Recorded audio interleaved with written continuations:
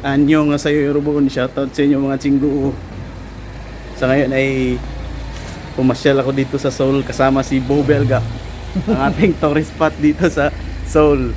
Dahil malapit lang yung kampanya dito, yung company niya.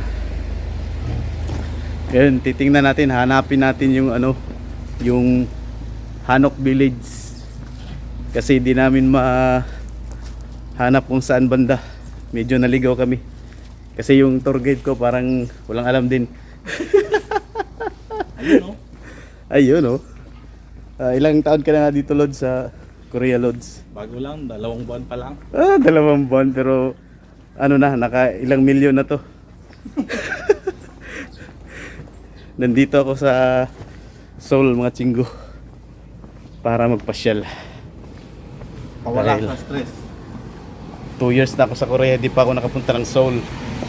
Kaya pupuntahan natin yung mga tourist destination dito sa Seoul. Ito yung ano, Hanok Village. Hinahanap natin kung saan banda yung Hanok Village.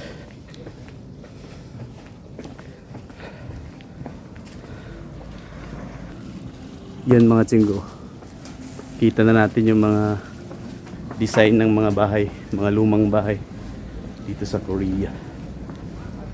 Yan yung style ng Hanok Village. Sa ngayon hindi pa talaga itong main road ng Hanok Village. Hanapin natin kung saan banda. Yan, nakahanbok. Left man daw.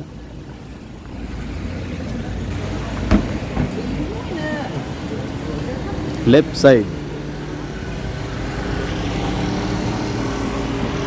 Souvenir shop man daw bilga. Na dito. Na dito ang souvenir shop po niya pa Winjok daw. Yan. Yung na souvenir siya puro. Na dito. Hanbok rental. Yan eh, dito ganito palip. Yan oh. Ang ganda ng mga design ng bahay. Lumang design. May mga nakahanbok pa. Korean traditional dress. Japanese ba yun sila? Yan oh. Nakahanbok. Dito yata. Yan o. This souvenir. Hay, souvenir. Souvenir. Saan naman sa paingon ba? Sugat. Ni sugat. Mas kuay na o. Ayan o. Parang hapes. Pero Ayan. sulot. Picture ako dyan mamaya.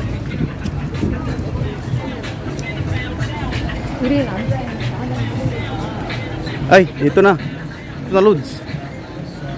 Yan.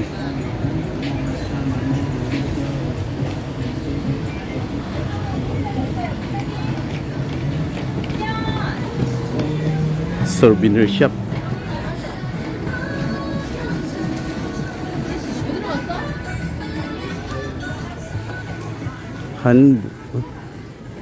Ito. Ayan. Mga lumang bahay sa Korea. Yan oh. Ganda. Yan pala yung style ng ano, mga sinaunang bahay sa Korea. Yan oh. Daming tao. Yan oh. Yan. Hindi pa ni mao. Yan.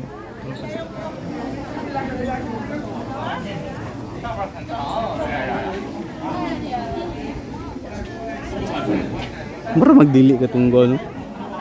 Diya, masih nag-picture ano, pasangka. Yan pala yun. Hanok Village.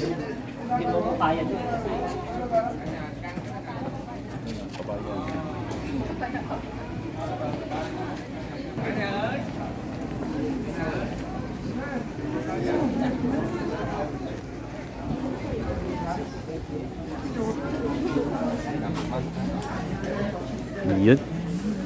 Dito na yung main road ng Hanok. Yan, village.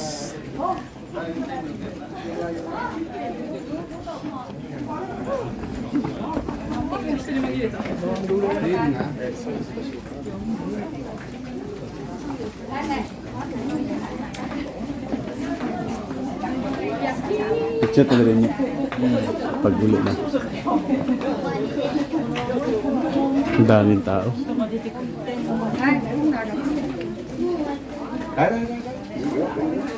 Hanok Village.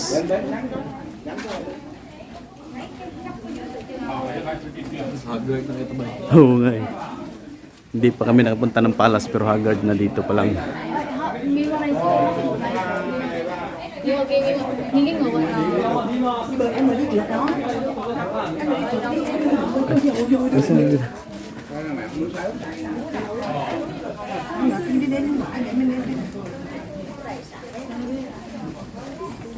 Bawal mag-ingay dito mga lods. Kaya wala muna tayong voice over.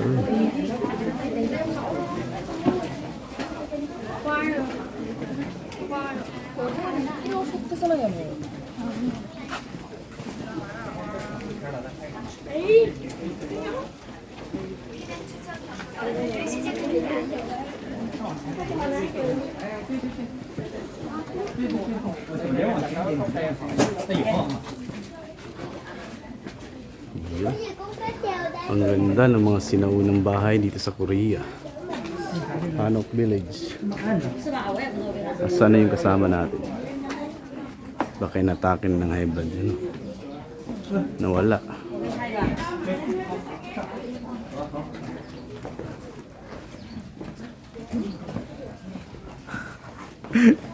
Ano ba yun? Kala ko inatake ka na ba? Kasi nawala kang bigla ba?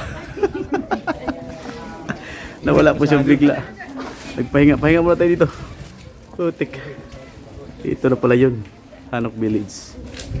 Sobrang ganda. Kaso napakapagod dito. Sobrang init.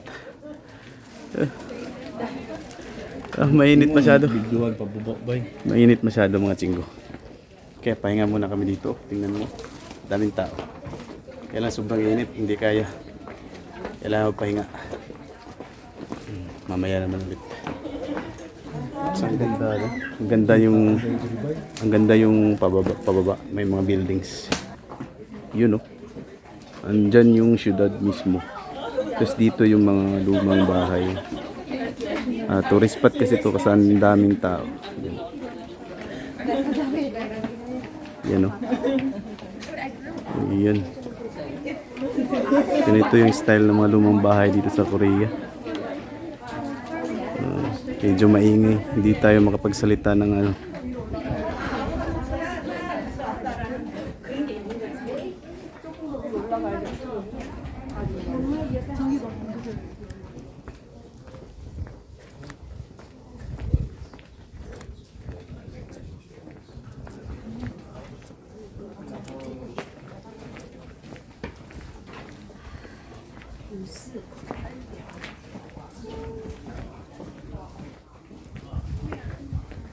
Uwi na tayo mga lods.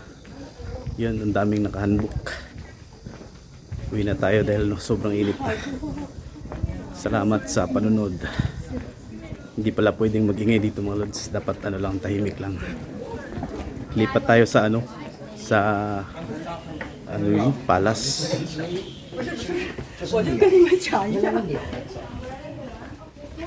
Doon na naman tayo sa Palace mag-vlog. Salamat sa panunod mga tsinggo at huwag kalimutang i-subscribe si Bobel Guy, ano? Only Rice.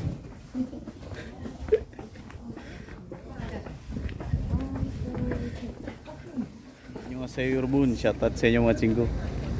So ngayon guys ay nandito tayo sa ano, sa Gyeongbyuk-dong Palace para pumasyal. Yan, pakikita ko sa inyo yung lugar. Yan mga lods, oh. Ang lalaki ng gusali.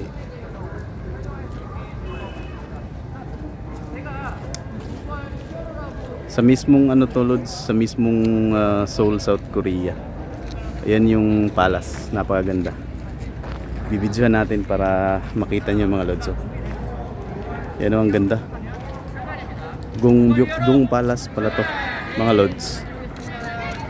Yan, oh, ang entrance.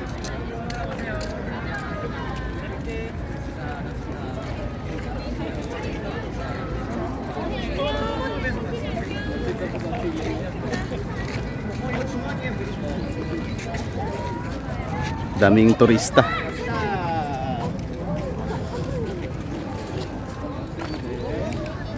먼저 선생님이 여기서 돌아다니면서 처음에 안내해줄 게 몇 개 있어. 안내해줄 건 저희 그대로 있는 데서 선생님이 안내해줄게. 어이구. 이거 선생님이 너도 John's It's Journey.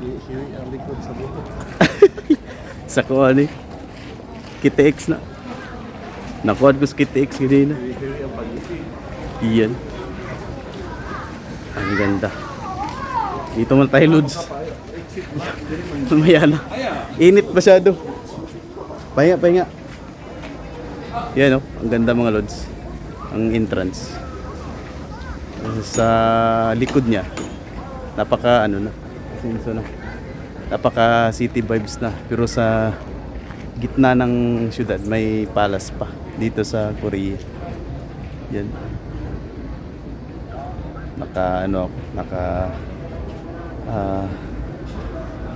Sa may poste.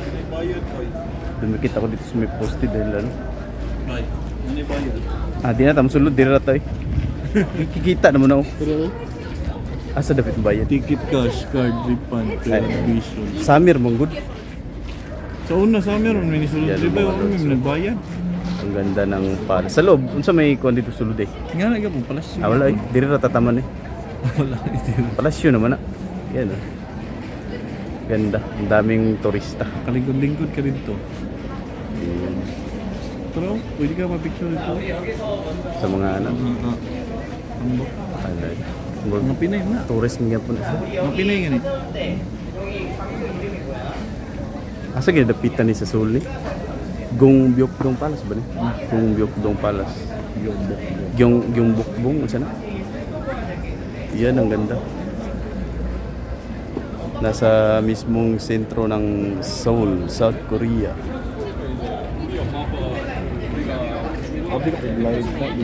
Video. Nahilo kami mga lods kaya nag-ano muna kami dito sa may poste dahil sobrang ano. Sobrang nakapagod maglakad-lakad. Ang init. Kaya nahihilo kami. Kaya dito muna kami sa gilid nagpapahinga. Mamaya na kami libot-libot. Yan yung tour guide ko, Lods. Pag napunta kayo sa Korea, sa kanya lang kayo mura lang yung singilan nito. 1 million. 1 million.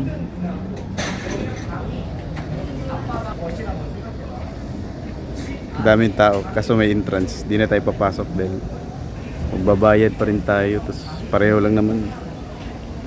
Dito na lang tayo sa labas.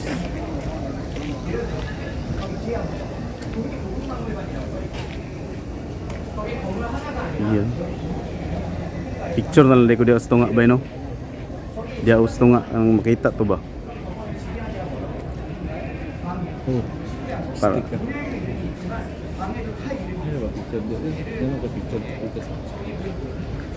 Bayron ka di, uy. Wala ba tani agi dito? di dia man ang naibayad do, ang diri wala man. Ang naibayad dito.